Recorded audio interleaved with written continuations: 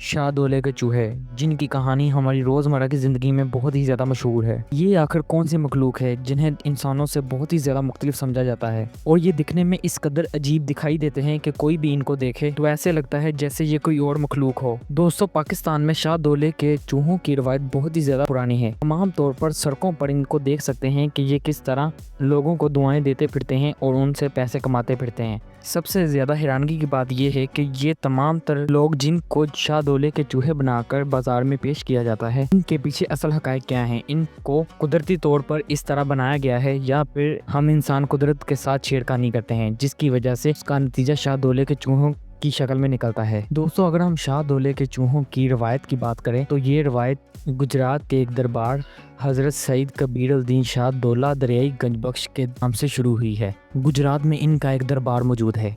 جسے شاہ دولے کا دربار بھی کہا جاتا ہے۔ یہ ایک ایسے بزرگ تھے جو کہ پرانے زمانے میں بے اولاد عورتوں کو دعائیں دیا کرتے تھے، جن کی وجہ سے ان کے گھر میں اولاد پیدا ہوتی تھی۔ لیکن روایات گزرنے کے ساتھ ساتھ لوگوں کا یہ عقیدہ ہونے لگا کہ جن بھی عورتوں کو اولاد ہوتی ہے وہ اپنا پہلا بیٹا یا بیٹی دربار کی خدمت کے لیے وقف کر دیں اور دربار کو مکمل طور پر اپنی ایک پہلی اولاد دے دیں، جس کی وجہ سے وہ دربار کی خدمت کر سکیں اور ان کو ثواب پہنچ سکے۔ اس من گھڑت روایت نے لوگوں کے عقیدے کو اس قدر اندھا کر دیا کہ لوگ اپنی اولاد کو اس دربار کے لیے وقف کرنے لگے۔ یہ وہی بچے ہیں جن کو دولے شاہ کے چوہے کہا جاتا ہے۔ پہلے یہ تمام تر بچے عام طور پر نارمل تھے، لیکن وقت گزرنے کے ساتھ ساتھ ان میں کچھ ایسے معذور لوگ بھی شامل ہو گئے جنہیں شاہ دولے کے چوہے کہا جاتا تھا۔ ان میں کچھ تو معذور تھے، لیکن کچھ کو مختلف تکنیک کے ساتھ شاہ دولے کے چوہے بنایا جاتا تھا۔ جو بھی لوگ اپنے بچوں کو شاہ دولے کے دربار پر چھوڑ کے جاتے تھے، ان میں وہ بچے جو معذور نہیں ہوتے تھے اور نہ ہی شاہ دولے کے چوہے جیسے دکھائی دیتے تھے،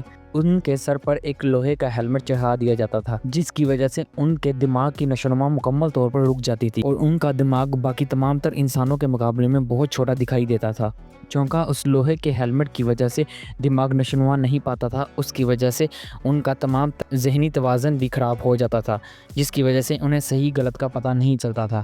دماغ پر لوہے کا ماسک ہونے کی وجہ سے ان کا دماغ چھوٹا رہتا تھا، لیکن تمام تر جسم معمول کے مطابق بڑھتا رہتا تھا۔ کئی بچوں کا تو فیس بھی بہت زیادہ مختلف ہو جاتا تھا، جن کی وجہ سے ان کی آنکھوں میں بھی مکمل بینائی نہیں دیکھی جاتی تھی۔ اور اس کے بعد ان تمام تر بچوں کو دربار میں بٹھا کر پیسے کا ایک ذریعہ بنایا جاتا تھا، جس کی وجہ سے انہیں بازاروں میں لے جا کر مانگتے ہوئے لاکھوں روپے کمائے جاتے تھے۔ یہ کاروبار آج بھی ہمارے گلی محلوں اور بازاروں میں چلتا ہوا ہمیں دکھائی دے رہا ہے۔ اگر ہم موجودہ دور کی بات کریں تو موجودہ دور میں بھی بہت سے ایسے لوگ ہیں جو ان روایات کو جاری رکھ رہے ہیں، جس کی وجہ سے وہ اپنے بچوں کو اس دربار پر چھوڑ جاتے ہیں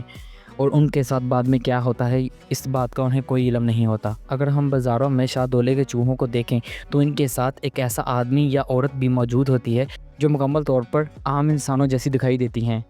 لیکن یہ شاہ دولے کے چوہے کو اپنے ساتھ ساتھ لے کے پھرتی ہیں اور شاہ دولے کے چوہوں کو راستہ دکھاتی پھرتی ہیں۔ یہی وہ لوگ ہیں جو ان کو بناتے ہیں اور بعد میں ان سے لاکھوں روپیہ کماتے ہیں۔ عام طور پر اگر ہم دیکھیں تو شاہ دولے کے چوہے کمائی کا ایک بہت بڑا ذریعہ ہے جو کہ کھلے عام پاکستان کے بازاروں میں چل رہا ہے۔ یہ وہ من گھڑت دھندا ہے جس کی وجہ سے پاکستان کی پولیس اور پاکستان کے تمام تر ادارے بھی اس کے خلاف ایکشن نہیں لیتے، کیونکہ اب موجودہ دور میں شاہ دولوں کے چوہوں کی تعداد بھی لاکھوں میں ہو چکی ہے اور یہ تمام تر لوگ ان پر ظلم کر کے ان کی صحت مند زندگی کو خراب کر رہے ہیں، اور وہ دن دور نہیں کہ ان پر اللہ تعالیٰ کا عذاب نازل ہو جائے گا، کیونکہ قدرت کے ساتھ چھیڑخانی کرنے والے کے لیے اللہ تعالیٰ کے ہاں خطرناک ترین عذاب ہے۔ تو دوستو، یہ تھی ہماری آج کی ویڈیو۔ اگر ہماری ویڈیو اچھی لگی تو ہمارے چینل کو سبسکرائب کر لیں۔